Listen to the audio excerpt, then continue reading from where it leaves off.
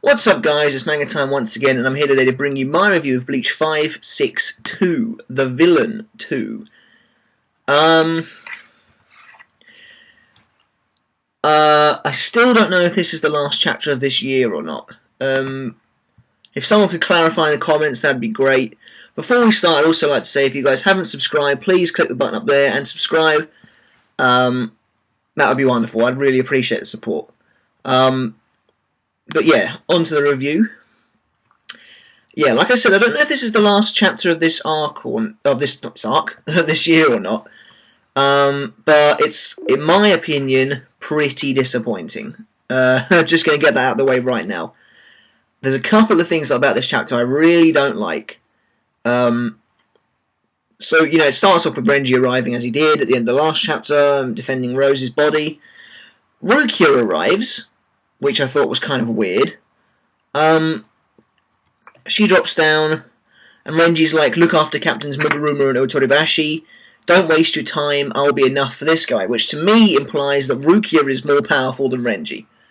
And that also kind of makes sense, because, you know, he's brought in two characters, and he's shown one of them first. That would imply that Renji's weaker than Rukia. If Rukia is being shown last, she's being hyped up. I still think she's got Bankai. I think it's pretty kind of obvious, to be honest, at this point. But this is kind of annoying. I mean, like, as far as we know, Kensei and Rose, they're not in that bad shape. I mean, Rose, I know, got a hole blasted through him, but he was actually visibly alive as of last chapter. So if Rukia is really this powerful, then why is she following Renji around? Why hasn't she gone and kicked some other Stomator's ass?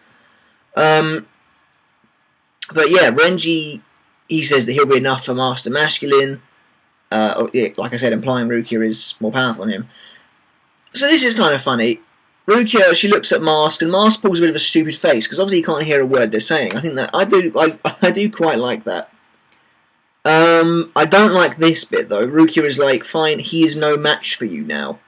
Where's this arrogance coming from? What? I don't like that line, he is no match for you now. That just doesn't... And what's she gauging that off? Just Mask's kind of funny little face. But whatever, so she takes Rose and Kensei.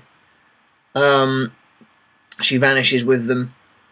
And basically, you know, Mask is like, aren't you going to fight me 2 versus 1? Those captains did the same, those cowards. And, you know, he keeps saying that villains are cowards. And, you know, Renji's like, well, I'll be cowardly enough to win then. You know, Renji looks kind of cool. He's got his little tiger stripe thing on. I don't really... Mask was kind of growing on me, but I think in this chapter he's just an annoying idiot, actually. I think he gets really just stupid, actually, I have to say.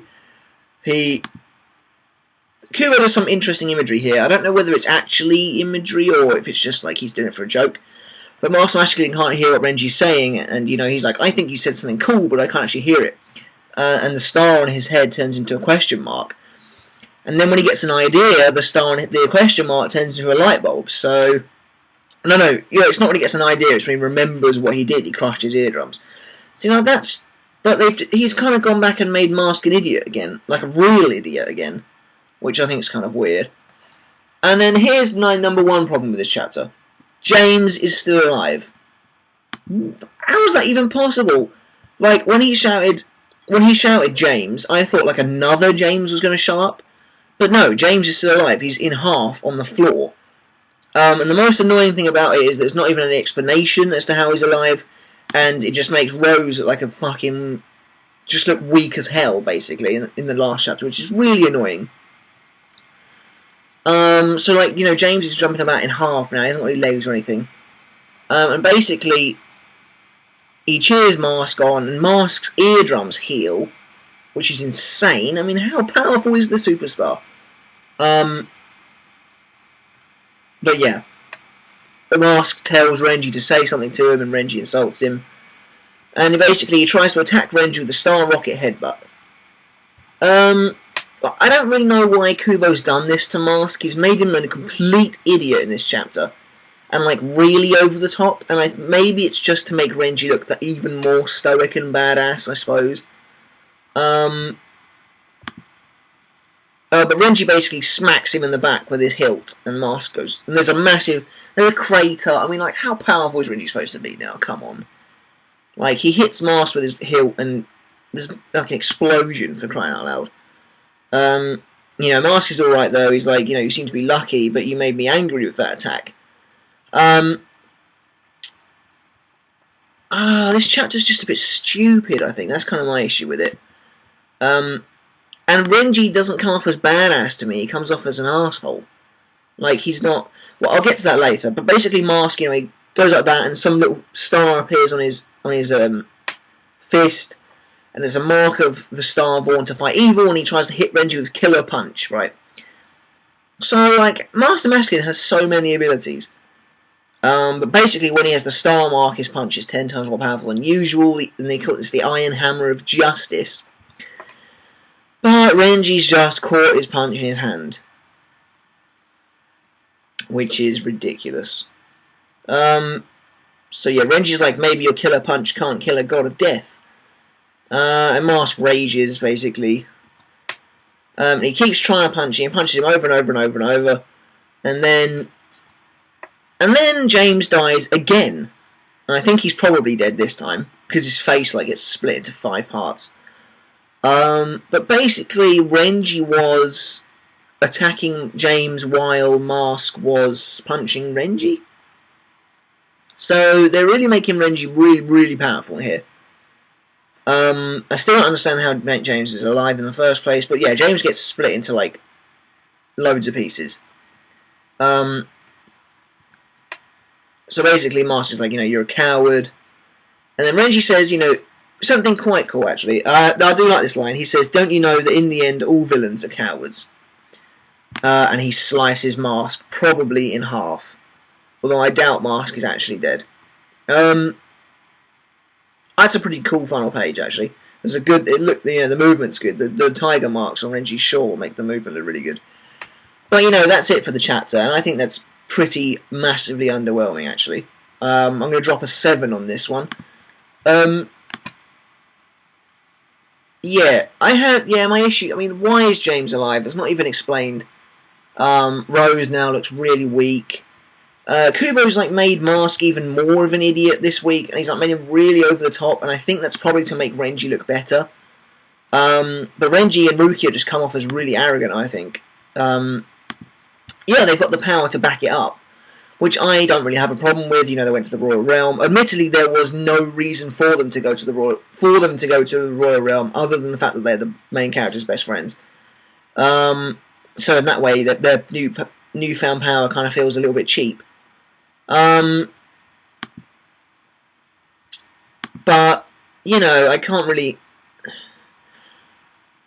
Possibly the more annoying thing is... Oh, actually, it looks like Renji cut James up by, you know, extending Zabimaru. Fair enough, that's kind of cool, I suppose. But I'm a little bit annoyed as well that we didn't really see anything. Like, the entire chapter is just Mask doing nothing, really. Because it amounts to nothing in the end. And then Renji just attacks him. You know, there's no new Bankai or anything like that, which is a big disappointment.